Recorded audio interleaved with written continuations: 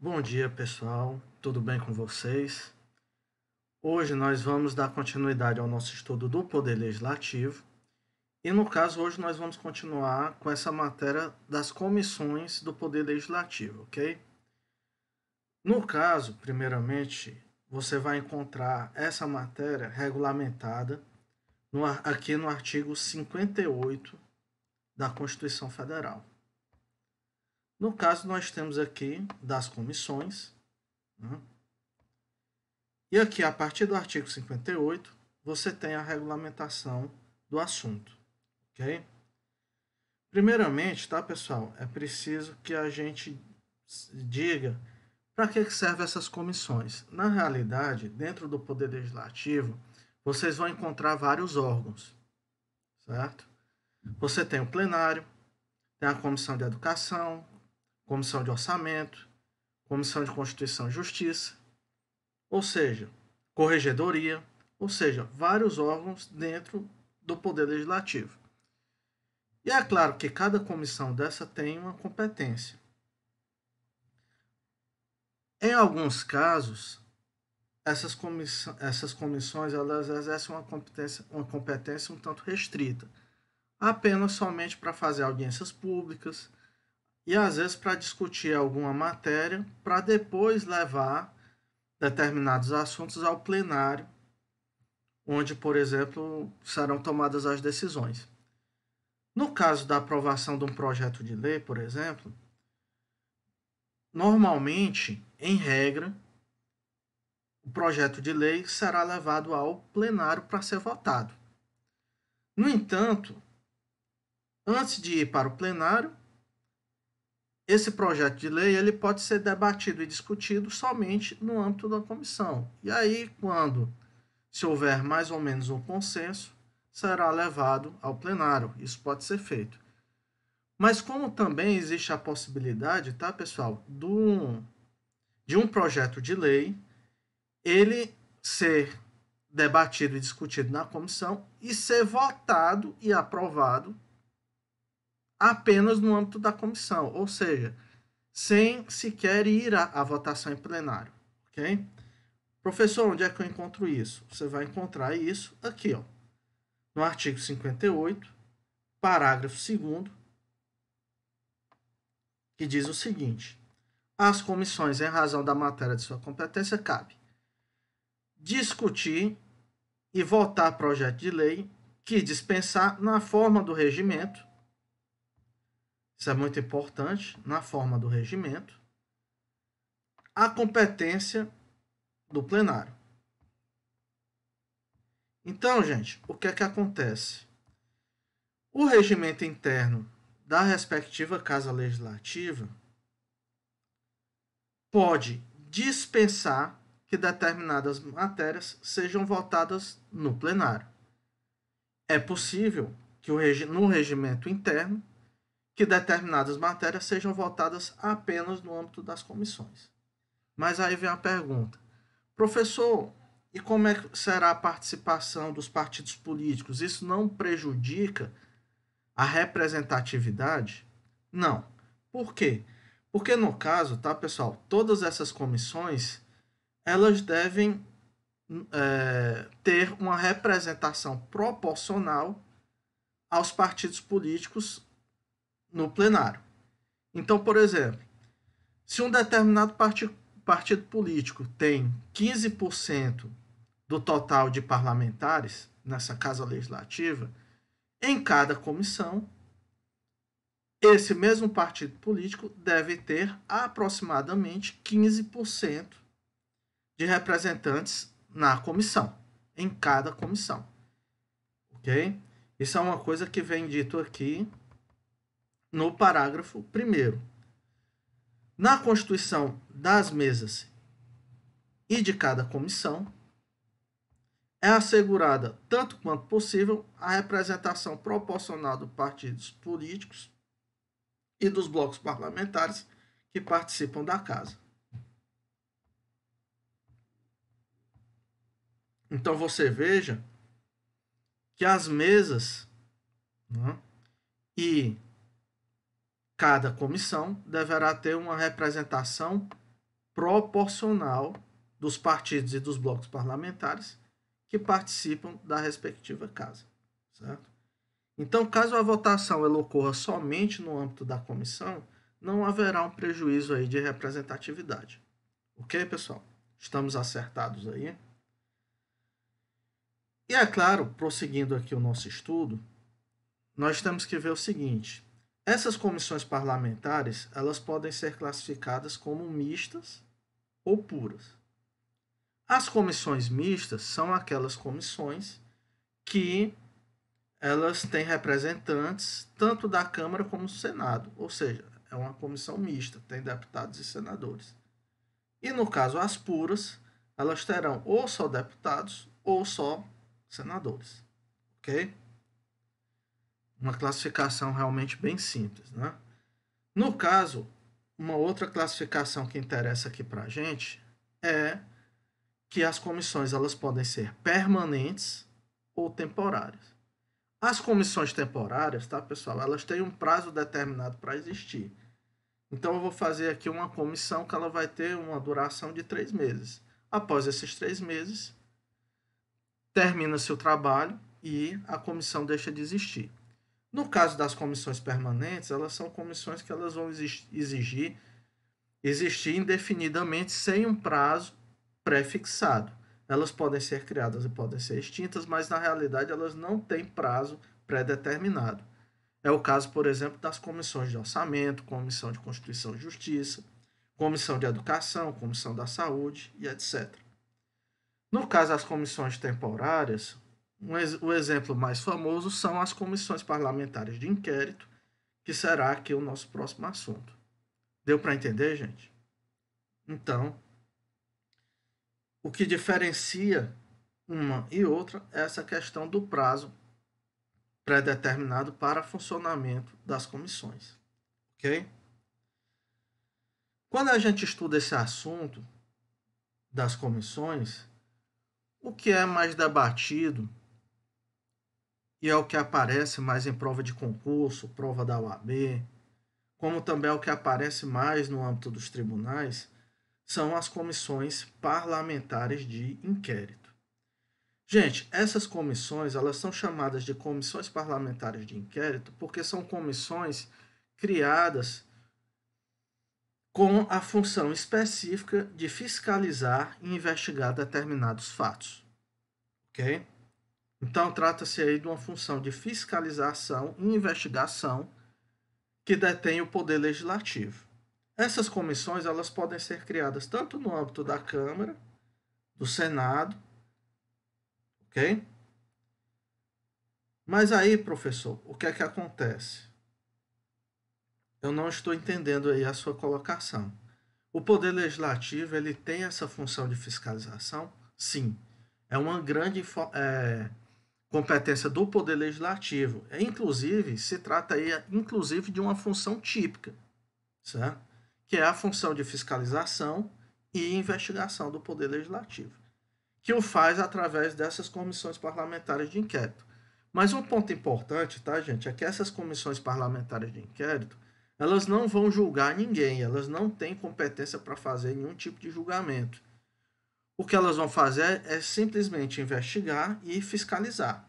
Ao final dos trabalhos, é feito um relatório e dentro desse relatório será enviado para o poder competente, o órgão competente, para que tome as medidas cabíveis.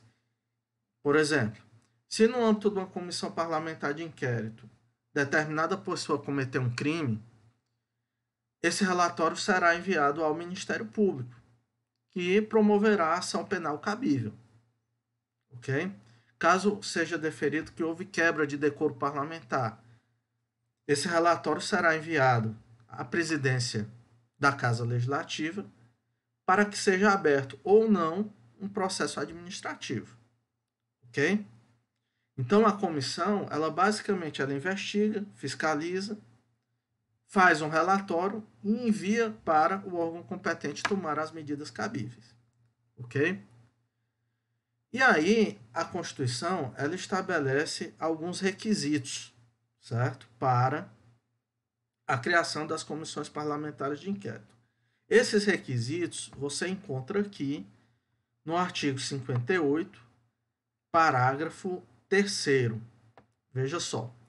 As comissões parlamentares de inquérito, que terão poderes de investigação próprios das autoridades judiciais, vou grifar isso aqui, que isso é importante, próprios das autoridades judiciais, além de outros previstos nos regimentos das respectivas casas, serão criadas pela Câmara dos Deputados e pelo Senado Federal, em conjunto ou separadamente, mediante requerimento de 1/3 de seus membros.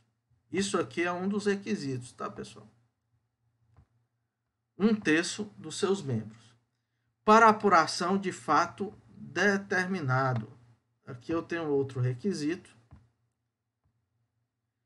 E por prazo certo. Também outro requisito. Sendo suas conclusões, se for o caso, encaminhadas ao Ministério Público para que promova a responsabilidade civil ou criminal dos infratores. Então, você veja só que aqui no artigo 58, parágrafo 3º, nós podemos ver 3 requisitos.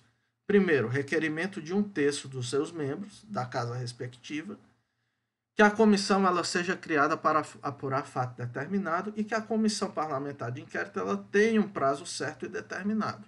Ok?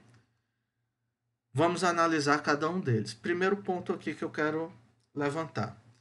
Quando se fala em requerimento de 1/3 dos seus membros da Casa Legislativa, qual é uma dúvida que pode surgir? Pode acontecer que, digamos, na Câmara dos Deputados, 1/3 dos membros deseja criar uma CPI, uma Comissão Parlamentar de Inquérito. No entanto, mais da metade não quer a criação dessa comissão. Pergunta-se, essa comissão ela será criada tendo em vista que 1/3 quer a criação da comissão e mais da metade não quer a criação. Ou seja, a gente pode ver que na Câmara dos Deputados, nesse exemplo que eu dei, a maioria dos seus membros não quer a criação da Comissão Parlamentar de Inquérito. E aí, como é? Ela será criada? O que é que disse o Supremo Tribunal Federal sobre o assunto? Essa Comissão Parlamentar de Inquérito, ela será criada. Ok? Porque, no caso, o artigo 58 diz que é suficiente para a sua criação o requerimento de 1/3 dos seus membros. Certo? Então, mesmo que mais deputados não queiram a criação, esse requisito aqui ele foi atendido. No caso, o Supremo Tribunal Federal disse que se trata o quê? De um direito das minorias. Ok? Então, basta que objetivamente se atenda a esse requisito de 1/3 dos seus membros. Ok? Já quando a gente fala no segundo requisito, quando a comissão ela é criada para apurar um fato determinado, é necessário que se estabeleça uma delimitação do fato que será investigado. Por exemplo, eu vou criar uma comissão parlamentar de inquérito para apurar o superfaturamento de uma obra pública. Isso aí eu tenho um fato determinado. Eu vou criar uma comissão parlamentar de inquérito para apurar venda de sentenças em um determinado caso. Ok? Então, aí, no caso, eu tenho uma delimitação. O que não pode é criar uma CPI para apurar uma situação genérica. Por exemplo, eu vou criar uma comissão parlamentar de inquérito para apurar a corrupção no Poder Judiciário, para apurar a corrupção no Poder Legislativo. Eu não posso fazer esse tipo de fato genérico. É necessário que haja a investigação de um fato específico, de um fato determinado. Ok? E por fim, é claro que na criação deve haver um prazo. Certo? Que é claro que, a depender da situação, pode ser prorrogado. Beleza? Então, esses são os requisitos da criação das CPIs. Mas um outro ponto que apareceu na jurisprudência do STF foi o seguinte: foi a questão da delimitação, da limitação do número de comissões parlamentares de inquérito funcionando ao mesmo tempo. Porque o que é que acontece, pessoal? Em um determinado momento, chegou-se ao ponto de se criar várias comissões parlamentares de inquérito, que na realidade aquela casa legislativa não estava fazendo mais nada a não ser trabalhar em CPI, certo? Então o que é que aconteceu? Surgiu naquele momento na Câmara dos Deputados uma norma no regimento interno, foi aprovada essa norma para que fosse limitado o número de CPIs simultâneas, ok? Esse caso, essa norma, ela foi levada ao Supremo Tribunal Federal e o Supremo Tribunal Federal ele julgou como sendo constitucional essa limitação. Então acaba sendo outro requisito para a criação de uma comissão parlamentar de inquérito, né? Deve haver aqui um atendimento quanto à limitação, quanto ao número de CPIs simultâneas. Ok, pessoal? Ficamos entendidos aí? Quem tiver alguma dúvida, tá, pessoal, pode colocar aí nos comentários, ok? Que aí, assim que possível, eu respondo. Mas, de qualquer forma, tá, pessoal, passando adiante, um dos pontos mais importantes no que se refere às comissões parlamentares de inquérito são as competências e as limitações, ou seja, o que elas podem fazer e o que não podem fazer. Por quê? Quando eu estava lendo com vocês aqui o artigo 58, parágrafo 3º, vocês lembram que eu grifei isso aqui, né? Poderes de investigação próprios de autoridades judiciais, certo? Então, o poder de investigação do CPI ela é muito amplo. Mas é claro, tá, pessoal, que não é absoluto, ok? Então, um ponto muito importante, tá, gente, é que nós precisamos ver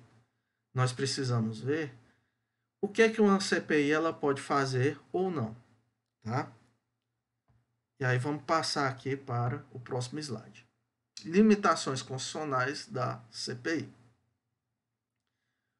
Primeiro ponto, quebra do sigilo bancário, fiscal e de dados. Primeiro ponto, tá, pessoal? Quebra do sigilo bancário, fiscal e de dados. Gente, uma comissão parlamentar de inquérito, ela pode quebrar o sigilo bancário, fiscal e de dados. Ou seja, ela pode requisitar a qualquer banco, certo? Os dados bancários de uma determinada pessoa ou empresa. Não é necessário ordem judicial para que a CPI tenha acesso a esses dados. Ok? Deu para entender, gente? Como também as informações fiscais daquela pessoa ou empresa. Tá? Isso aí também pode ser requisitado pela CPI sem a necessidade de autorização judicial. Ok? Invasão domiciliar e interceptação telefônica. Gente, isso aqui são 2 pontos, tá? São 2 pontos que a CPI ela não tem competência para realizar. Caso uma comissão parlamentar de inquérito ela queira ingressar no domicílio de alguém, ela deve solicitar ao Poder Judiciário uma ordem judicial para ingressar no domicílio de uma determinada pessoa, que poderá ser negado ou não pelo Poder Judiciário. Ok? Como também a interceptação telefônica, somente com ordem judicial é que poderá ser realizada. Ok? Essas duas matérias, tá, gente? Elas são abrangidas pelo o que a doutrina chama por cláusula de reserva de jurisdição, ou seja, só o Poder Judiciário tem competência para determinar a invasão domiciliar ou a interceptação telefônica. Ok? Beleza?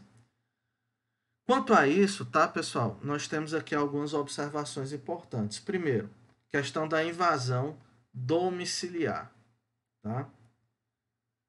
O que é domicílio? Basicamente a casa de uma pessoa, ok? No entanto, alguns estabelecimentos têm ganhado esse tipo de proteção. Por exemplo, escritórios de advocacia, escritórios de contabilidade, também tem ganhado essa proteção. Então, uma comissão parlamentar de inquérito, ela não pode quebrar o sigilo dos dados que estão armazenados no escritório de advocacia ou no escritório de contabilidade. Nesse caso aí é necessário o quê? Ordem judicial. Ok?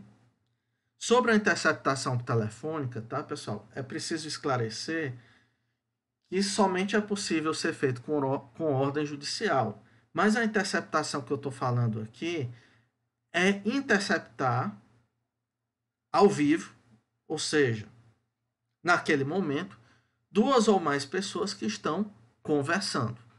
Tá? É diferente, tá, gente, do que eu falo quando eu falo de dados telefônicos. No que se refere aos dados telefônicos, ou seja, o registro das ligações que foram feitas, isso aí uma comissão parlamentar de inquérito pode requisitar sem a necessidade de ordem judicial, ok? Então, uma coisa é a interceptação telefônica, que é quando eu faço a interceptação ao vivo de duas conversas que estão acontecendo naquele momento, ao vivo. É diferente do sigilo dos dados telefônicos, que é o registro das ligações, ok? Os dados telefônicos, eles entram aqui como a questão da quebra do sigilo de dados, ok? Tudo entendido, pessoal? Beleza? Vamos passar adiante. As comissões parlamentares de inquérito, elas podem proceder à intimação, como também à proteção de testemunhas, certo?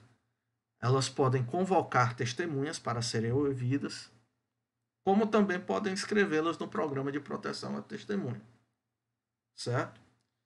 No entanto, uma questão importante que se deva falar em relação à testemunha é a seguinte pergunta: professor, uma testemunha, quando ela é intimada para prestar um depoimento em uma CPI, ela tem o direito de ficar calada? Ou seja, ela tem direito ao silêncio? Pessoal, a princípio não, tá? A princípio não. No entanto, o Supremo Tribunal Federal decidiu que uma testemunha, caso ela seja perguntada sobre uma matéria, que caso ela responda, ela se auto-incrimine, nesse caso específico, a testemunha terá o direito ao silêncio. Ou seja, o direito ao silêncio, ele está atrelado ao direito à não autoincriminação, certo? Então, no caso, uma testemunha, como regra geral, ela não tem direito ao silêncio, ela não tem direito de ficar calada. Mas, caso isso possa trazer alguma autoincriminação, aí sim ela terá direito de ficar calada. No caso, o réu, quando ele é intimado para ser ouvido em uma CPI, na condição de réu, aí sim ele tem o direito de ficar calado. Ok? Estamos entendidos aí? Gente, as comissões parlamentares de inquérito têm essa competência para determinar perícias, perícia contábil e outros tipos de perícia. Tá? Gente, busque apreensão e outras medidas cautelares. Gente, normalmente as comissões parlamentares de inquérito não têm essas competências, tá? Elas devem solicitar ao Poder Judiciário, certo? A busca e apreensão, um arresto, um sequestro de um bem, certo? Isso aí deve ser feito mediante solicitação para o Poder Judiciário. Gente, decretação de prisão. Em regra, as comissões parlamentares de inquérito, eles não podem decretar prisão de ninguém, tá, gente? Nem decretam prisão temporária, nem prisão preventiva, certo? No entanto, como exceção, só existe a possibilidade da decretação de prisão em flagrante, ok? Então, por exemplo, caso uma testemunha venha a mentir quando estiver sendo ouvida em uma CPI, ela pode ser presa em flagrante, ok? E é claro que, sendo presa em flagrante, é possível o reexame da situação pelo Poder Judiciário. Perfeito? Por fim, tá, gente? As pessoas que são ouvidas em CPI têm direito à assistência jurídica, certo? Se quiserem, tem ampla liberdade de levar um advogado, certo?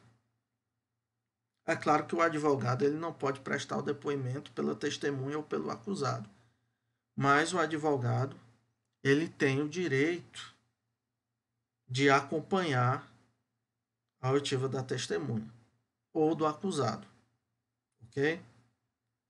Bom, gente, então, basicamente as limitações constitucionais da CPI eram isso que eu tinha para falar. Caso haja alguma dúvida, vocês podem colocar aí nos comentários, ok? Grande abraço, pessoal. Depois a gente volta com outro tema. Abraço.